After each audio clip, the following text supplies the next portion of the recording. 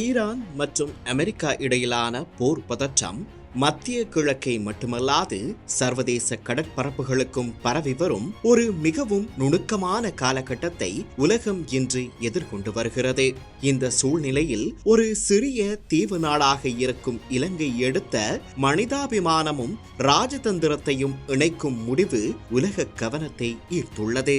Iran கடற்படையின் INS புஷீர் கப்பலை சுற்றி உருவான அவசர நிலைமை சில மணி நேரங்களுக்குள் சர்வதேச விவாதமாக மாறியது. கப்பலில் இருந்த 208 பேர் அதிகாரிகள், கெடட் அதிகாரிகள் மற்றும் மாலுமிகள் பாதுகாப்பான உதவியை எதிர்நோக்கியிருந்தனர். இந்த நிலையில் இலங்கை எடுத்த முடிவு மிகவும் தெளிவானது. மனிதாபிமான உதவி வழங்க வேண்டும். ஆனால் எந்த நிலையிலும் இலங்கை நிலப்பரப்பு அல்லது துறைமுகங்கள் ஒரு போர் தளமாக மாறக்கூடாது. இந்த கொள்கையின் அடிப்படையில் இலங்கை கடற்படை விரைவாக செயல்பட்டு அந்த கப்பலில் இருந்தவர்களை பாதுகாப்பாக கரைக்கு கொண்டு வர ஏற்பாடுகளை செய்தது. அவர்களில் இருந்த காயமடைந்தவர்களுக்கு உடனடி மருத்துவ உதவி வழங்கப்பட்டு காலி வைத்தியசாலையில் சிகிச்சை அளிக்கப்பட்டது. இந்த நடவடிக்கை சர்வதேச செஞ்சிலுவை சங்கத்துடன் இணைந்து ஒருங்கிணைக்கப்பட்டது.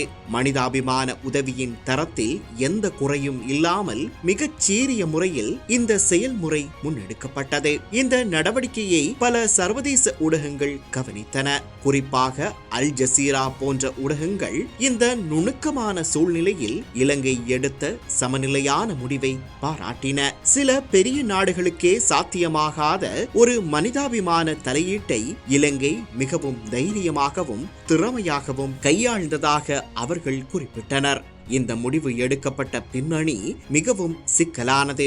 ஈரான் வெளியுறவு அமைச்சரின் எச்சரிக்கைகள், ஈரானுடனான தேயிலை வர்த்தக உறவுகள் போன்ற பொருளாதார காரணிகள், மேலும் உலக வல்லரசுகள் இடையிலான அரசியல் பதற்றம், இவை அனைத்தும் ஒரே நேரத்தில் நிலவிய சூழ்நிலை அது. இருந்தாலும் இலங்கை தனது தீர்மானத்தை சர்வதேச சட்டங்களின் அடிப்படையில் எடுத்தது. குறிப்பாக 1982 ஆண்டு கடல்சார் சட்ட ஒப்பந்தமான அன்க்ளோஸ், மேலும் சோலாஸ் மற்றும் சார் போன்ற சர்வதேச பாதுகாப்பு உடன்படிக்கைகளின் வழிகாட்டுதல்களை மதித்து இந்த நடவடிக்கை மேற்கொள்ளப்பட்டது.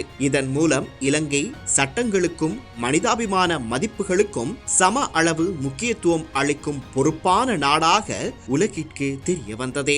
இந்த முழு நடவடிக்கையையும் தெளிவாக விளக்குவதற்கான ஜனாதிபதி அனுரகுமார திசாநாயக்க விசேட ஊடக சந்திப்பில் நாட்டிற்கு தகவல் வழங்கினார். சமூக ஊடகங்களில் பரவிய தவறான தகவல்களை அவர் தெளிவாக மறுத்து உண்மையான நிலைமையை வெளிப்படுத்தினார். குறிப்பாக கப்பலில் நூற்றுக்கணக்கான குழந்தைகள் இருந்தனர் என்ற செய்தி முற்றிலும் பொய்யானது என்பதை அவர் உறுதியாக தெரிவித்தார். இந்த சம்பவம் ஒரு முக்கியமான செய்தியை உலகிற்கு எடுத்து சென்றுள்ளது. மனிதாபிமான உதவி வழங்குவதில் இலங்கை தயங்காது. ஆனால் எந்த ஒரு போர் நடவடிக்கைக்கும் இலங்கை தனது நிலப்பரப்பை அல்லது துறைமுகங்களை பயன்படுத்த அனுமதிக்காது. இன்று நிலைமை முழுமையாக கட்டுப்பாட்டில் உள்ளது. இலங்கை துறைமுகங்கள் அனைத்தும் சர்வதேச கப்பல் போக்குவரத்துக்கு பாதுகாப்பானவையாக செயல்பட்டு வருகின்றன.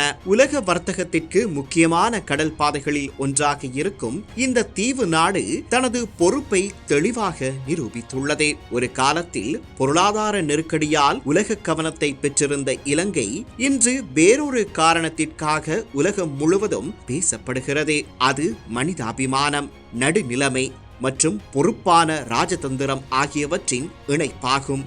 இந்த சம்பவம் ஒரு மீட்பு பணியாக மட்டுமல்ல, உலக வல்லரசுகளின் மோதல் சூழலிலும் மனிதாபிமானத்தை முன்னிறுத்தும் ஒரு கௌரவமிக்க நாடாக இலங்கையின் அடையாளத்தை மீண்டும் உலக வரைபடத்தில் உறுதிப்படுத்திய வரலாற்று முக்கியத்துவம் வாய்ந்த தருணமாக இது பார்க்கப்படுகிறது. மிக சிக்கலான சர்வதேச நெருக்கடியை விவேகமான முறையில் பொறுப்பான ராஜதந்திர நகர்வுகளை மேற்கொண்டு மனிதாபிமானம் வெல்லும் வகையில் செயற்பட்டு முழு உலகிற்கும் இலங்கையை முன்னுதாரணமாக்கிய ஜனாதிபதி தோழர் அனுரகுமார திசாநாயக்கவிற்கும் அரசாங்கத்திற்கும் எமது மனமார்ந்த நன்றிகள்.